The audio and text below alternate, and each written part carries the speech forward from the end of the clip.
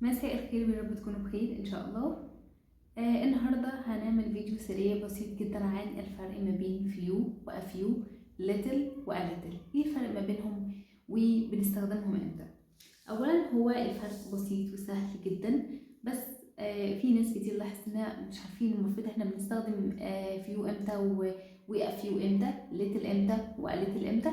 ففي الفيديو ده ان شاء الله هفهمكم الفرق ببساطة وبوضوح شديد للقاعدة دي. أول حاجة فيو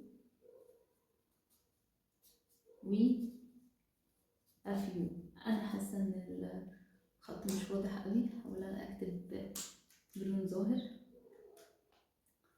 فيو و أفيو، little و a little. الاتنين نفس المعنى، يعني فيو ليتل نفس المعنى، معناها قليل، وبنستخدمها عشان نقول ان انا معايا حاجة بس بشكل قليل. مثلا I have few apples، أو few students، أو few friends على سبيل المثال. فاحنا بنستخدمها عشان نقول دي حاجة قليلة. طب ايه الفرق بقى؟ هقول few امتى وليتل امتى؟ والله الفرق بسيط جدا. انا عندي فيه حاجتين، عندي فيه countable nouns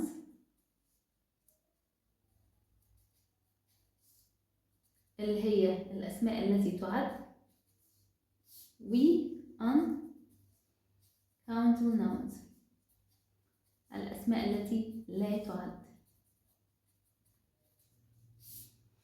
ايه الفرق بقى؟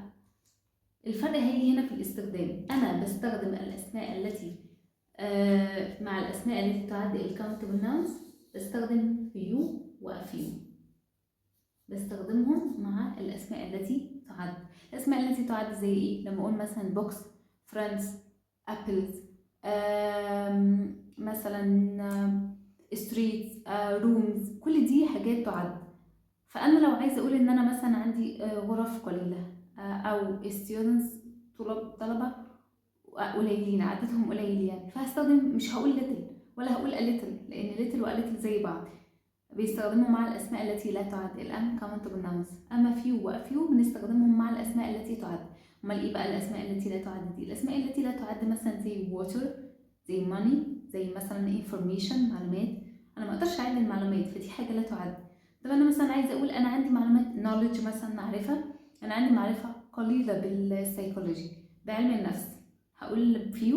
لا طبعا، هقول little أو a little بقى. على حسب. طب على حسب ايه الفرق؟ الفرق هقوله لكم دلوقتي، بس عايزين بس نفهم الاول ان بنستخدم فيو وافيو مع الكاونتبل ناونز، مع الاسماء التي تعد. اما ليتل واليتل بنستخدمهم مع الانكاونتبل ناونز، اللي هي ايه؟ اللي هي الاسماء التي لا تعد.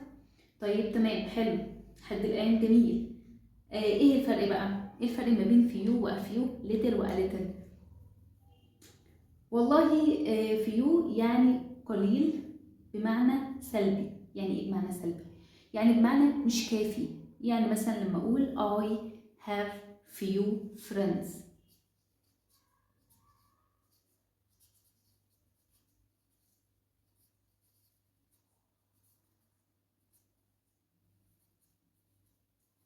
انا عندي اصدقاء قليلين. طيب ايه الفرق لما اقول انا عندي I have few friends و I have a few friends؟ ايه الفرق؟ الفرق ان few معناها ان انا عندي اصدقاء قليلين، وده معنى سلبي، يعني مش كفايه بالنسبه لي.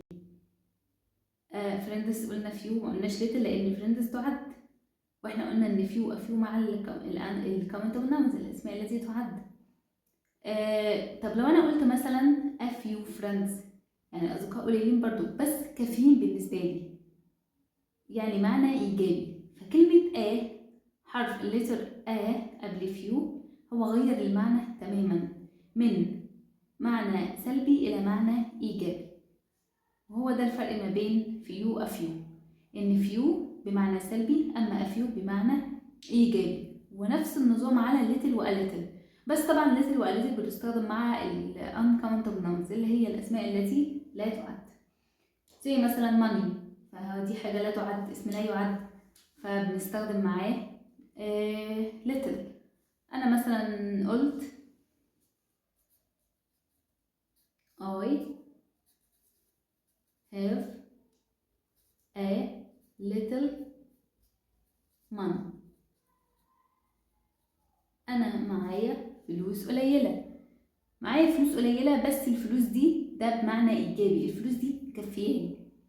ليه؟ لان في ضافت المعنى الايجابي للكلمة.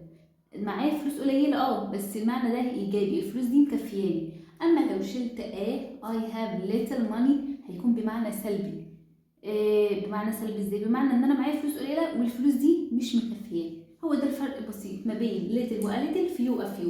ان few و a few الاثنين بنستخدمهم مع الكاونتبل ناونز. الكاونتبل ناونز اللي هم ايه؟ هي الاسماء التي تعد. انا ما ينفعش استخدم لو انا عايزه اتكلم عن حاجه وان هي معايا الحاجه دي بنسبه قليله والحاجه دي تعد، هستخدمها معاها few a few على حسب بقى. والله لو الحاجه القليله دي تكفيني يعني معنى ايجابي هتبقى a few. اما لو الحاجه دي بمعنى سلبي يعني لا تكفيني، عندي قليل، معايا عندي اصدقاء بس عدد قليل والعدد ده غير كافي بالنسبه ليا، فهقول few بس. اما لو العدد ده كافي بالنسبه ليا، لو العدد ده من الشيء ده، شيء لا يعد طبعا، كافي بالنسبه ليا، يبقى هقول فالاختصار ان بتغير المعنى من سلبي لإيجابي. وكذلك little و a little. little و a little بتستخدم مع ال uncountable nouns. لو أنا عندي أي noun بس الحاجة دي لا تعد، ما أقدرش أعدها، مثلا knowledge معرفة، money فلوس، تعتبر من الحاجات التي لا تعد. فأنا عايزة أقول إن أنا عندي منها بس يعني بعض أو نسبة قليلة يعني، فهقول هقول little أو a little على حسب. والله لو الحاجة دي بمعنى إيجابي، بمعنى إنه أنا عندي قليل بس هي مكفيني العدد القليل دوت، هقول أما لو العدد ده مش مكفيني مش هقول فبالتالي قبل few أو little بتغير المعنى من سلبي لإيجابي. few و a few اختصارا بتستخدم مع الcountable nouns، بتستخدم مع الأسماء التي تعد. أما little و a little بتستخدم مع الأسماء التي لا تعد. الفرق ما بين few و a few إن بتغير المعنى من سلبي لإيجابي، وبس كده. وكذلك بالنسبة لليتل و a little برضو. كده خلصت الفيديو. إن شاء الله يعني في شروحات جديدة وفروق بتلخبط الناس دايما، إن شاء الله في الفيديو القادم بإذن الله. شكرا.